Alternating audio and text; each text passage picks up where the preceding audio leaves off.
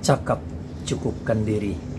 Saudara-saudaraku, bila di masa pra-Covid kita dapat upayakan kehidupan dengan leluasa dalam mencari dan mendapatkan nafkah kita, maka di masa sukar, di masa darurat, dan di masa dilematis sekarang, kita harus segera putar haluan agar cakap mencukupkan diri dengan apa yang ada pada kita. Saudara-saudaraku, di masa bertahan seperti sekarang ini, mendidik kita semua siapapun dan menyadarkan kita bahwa kemampuan kita sebagai manusia terbatas. Siapapun perlu tuntunan Tuhan, perlu tuntunan hikmat Tuhan Sang Khalik.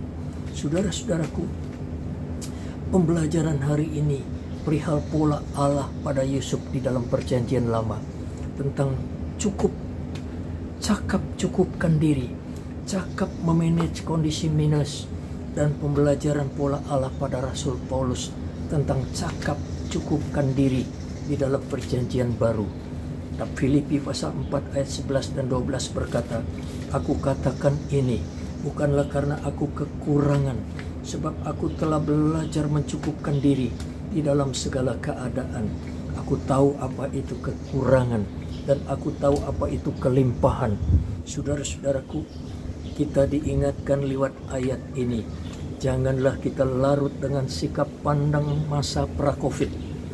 Di masa sukar dan masa darurat seperti sekarang ini, pernah melintas di zaman Yusuf, di mana kelaparan melanda Mesir 7 tahun lamanya.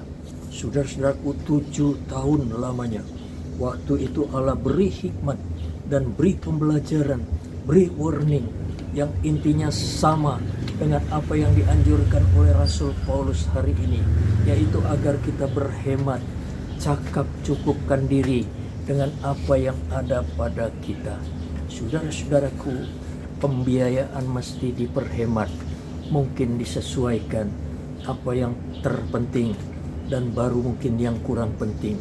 Saudara-saudaraku, Rasul Paulus pernah mengalami kelimpahan bendawi dan ia juga pernah mengalami kekurangan.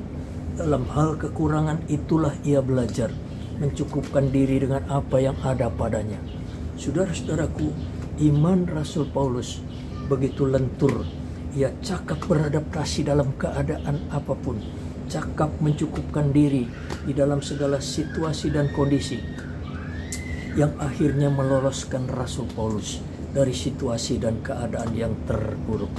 Saudara-saudaraku, tentu kita bisa meraba jika Paulus bersikap pandang percaya yang sempit menghadapi masa-masa sukar, maka yang muncul sikap protes kepada Allah, klaim sana sini, ya akan banyak berkeluh kesah, banyak bersungut-sungut sepanjang hari hingga tawar hati dan kecewa.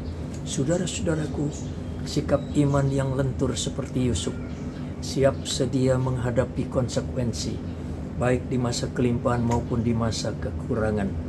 Roh Kudus tuntun mereka, tuntun Yusuf dan tuntun Rasul Paulus berikutnya, untuk bersabar dalam kesesakan, bersuka cita di dalam pengharapan, dan tetap bersekutu di dalam doa, bersekutu dengan Allah tanpa kendala. Saudara-saudaraku, itu sebabnya enjoy mengalir bersama Roh Kudus yang memampukan pahlawan-pahlawan iman seperti Yusuf dan Rasul Paulus menanggung segala perkara. Ia begitu kuat, demikian kuat dan tegar seperti batu karang yang dihempas badai siang dan malam.